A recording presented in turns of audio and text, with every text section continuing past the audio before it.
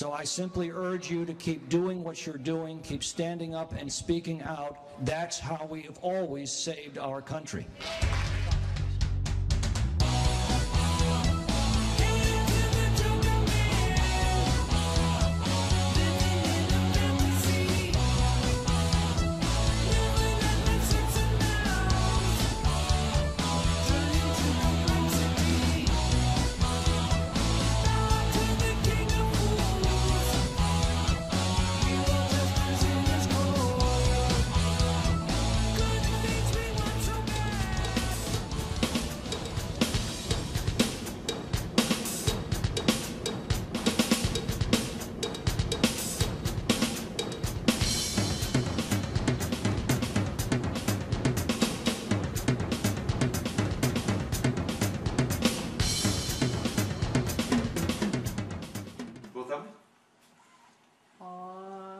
Record.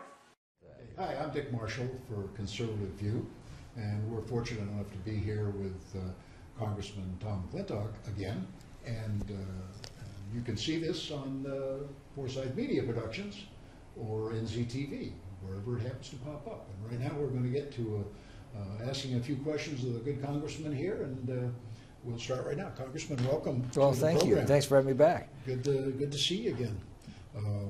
Get right into it.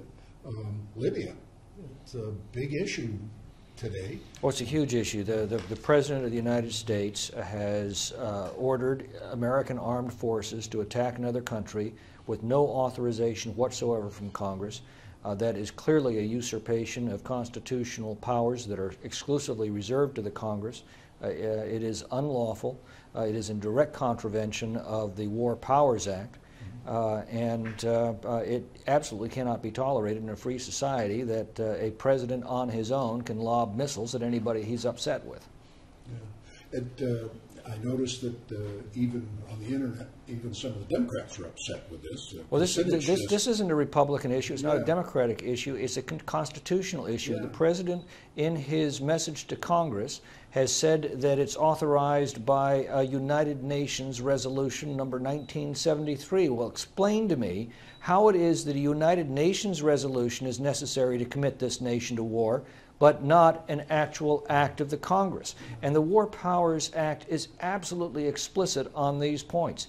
The President may only commit United States Armed Forces under one of three circumstances. One, a congressional declaration of war. There has been none. Mm-hmm. Two, congressional statutory authorization. There has been none. Or three, an attack on the United States, its territory, its possessions, or its armed forces, and there has been none. So this is a brazenly unconstitutional act, and if our Constitution means anything, he has got to be called on it. Yeah. Democrats, Kucinich just ripped him a new one the other day over the thing. He's one of the leading liberals that I disagree with on probably 99.9% of all of the issues, but he did, and he and 8 other Democrats, I understand, are very upset about this. Well, they should be. I mean, wherever you stand on the policy issue, and I think the policy is also very bad, but you cannot allow the Constitution to be simply ignored in this manner. Mm-hmm. Good. And you are proceeding how with this? You personally, or you? Well, I will be sending a letter to the President today, charging that his action is both unlawful and unconstitutional. I will be joining the congressional effort to cut off all funding to this adventure, and certainly open to taking additional actions against the President through the congressional process for the brazen violation of the U.S. Constitution. I mean, again, this was an issue that was debated at great length in the Constitutional Convention. Every scrap of interpretation of the Constitution, of Congress's prerogative to declare war. The President is Commander-in-Chief. He wages the war once Congress has declared it. He has the ability to direct the armed forces in hostilities. He does not have the power to commit them to hostilities. Only Congress has that, and he has usurped that authority. I've seen you passionate about a lot of things, but I've never seen you quite as passionate about This is an extremely bright line that he's just crossed. Yeah. Okay. Well, we'll keep that up. Follow up on that. And next question. I'd love to spend a lot more time on it, but I really don't know where to go with it. You pretty much put it on the line, and that's good.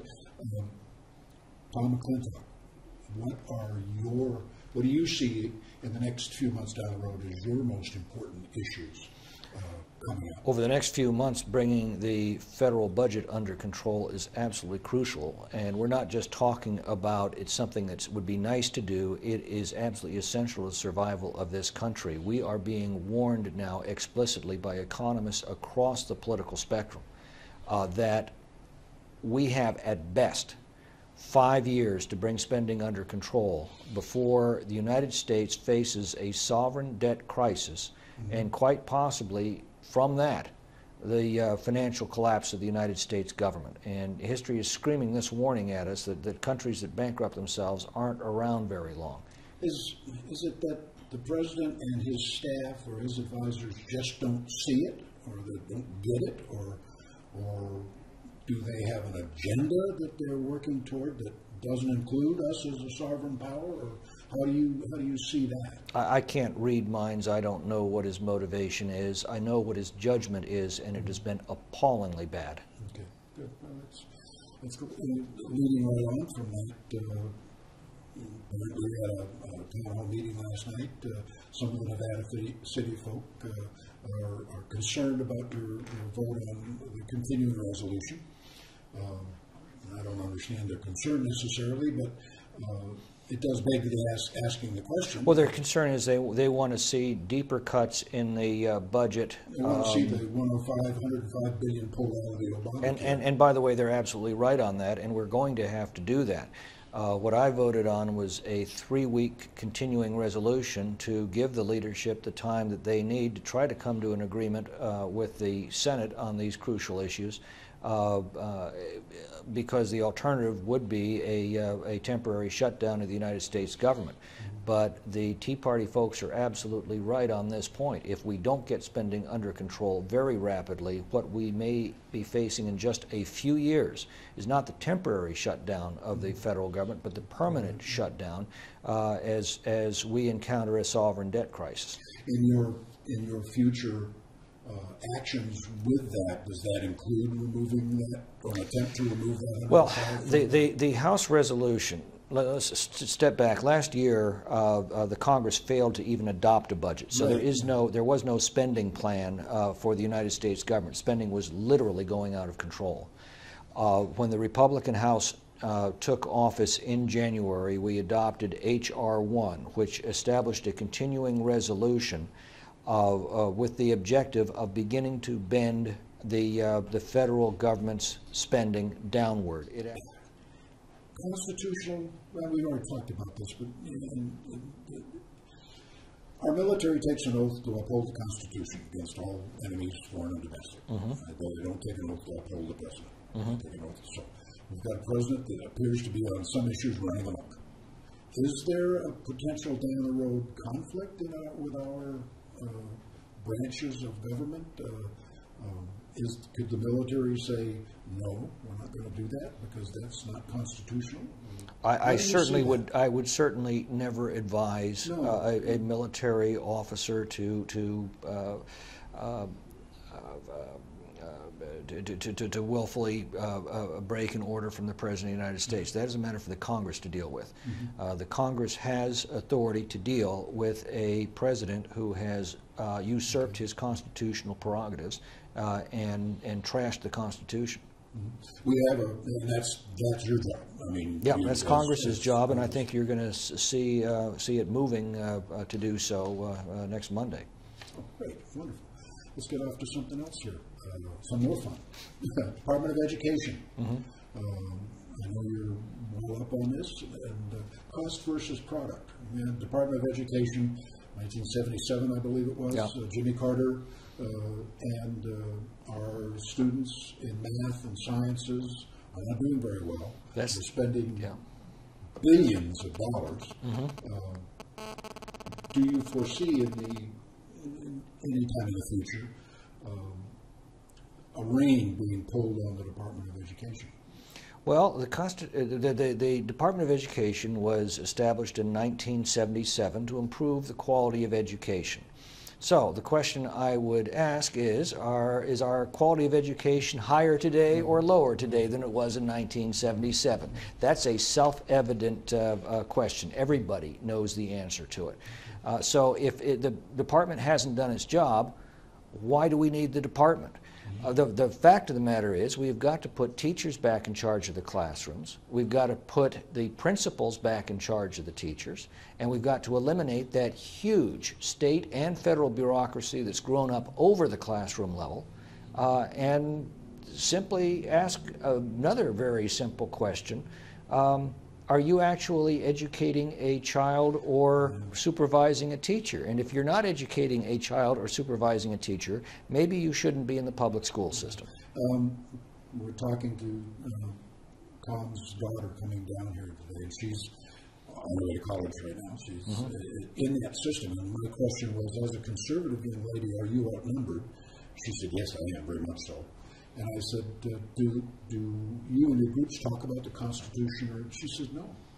Nobody knows about it. They don't talk about it, which the fact that they don't talk about it tells us a lot about what they're getting taught. And you would respond to...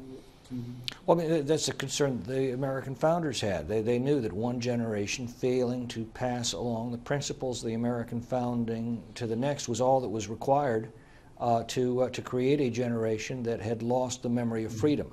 The good news is they didn't call them self-evident truths for nothing. It helps to point it out to people, but when you do, they get it.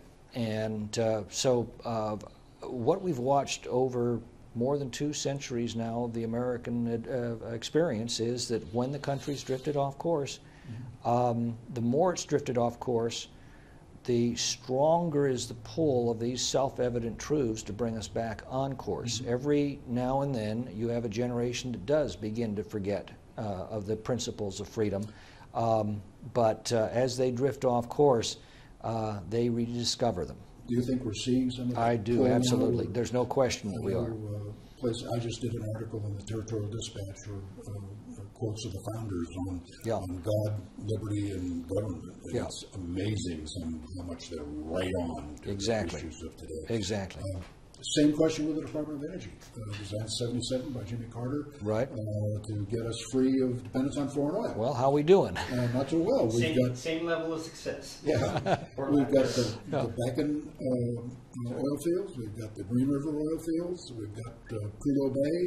And that's not even talking any of our offshore and that's just all the stuff that we know. You know, one thing about oil exploration is if you explore for it, you tend to find more of it. Yeah. It's when you stop looking for it that you stop finding it. So what happens with us when we've got scientists saying we have more oil on our mainland than all of the Middle East? Well, actually, if you include our shale oil reserves, which are vast, the United States has proven shale oil reserves 3 times the size of Saudi Arabia. Saudi Arabia is a petroleum pygmy compared to the United States. The only difference is they develop their resources, and our federal government has been blocking the development of our resources. That's our fault as Americans for allowing that to happen, for allowing the lunatic fringe of our society to take control over our energy policy, and that is what has happened. We could preach to each other on that. Oh, yeah.